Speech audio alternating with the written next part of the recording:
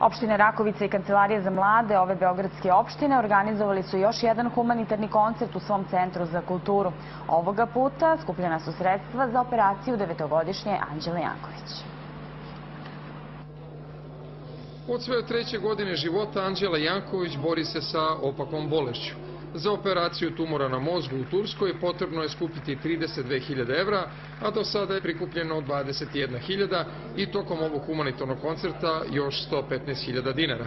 Opština Rakovica u saradnji sa opštinom Voždovac i Zemun nastavit će sa ovom i sličnim akcijama.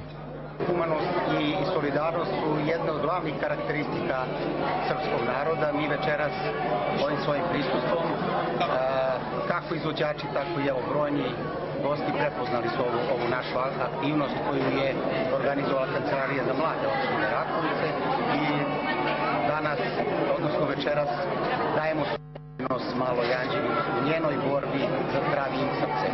Sigurni smo da ovakve aktivnosti će biti puno. Do trenutka kada operacija bude neophodna da se izvrši, mi ćemo prikupiti sredstva. Sve što ne budemo prikupili, opština Rakovica će pomoći ovoj porodici koja je sa naše teritorije i ovakve aktivnosti ćemo stalno podržavati bez obzira kome bude neophodna humanitarna pomoć.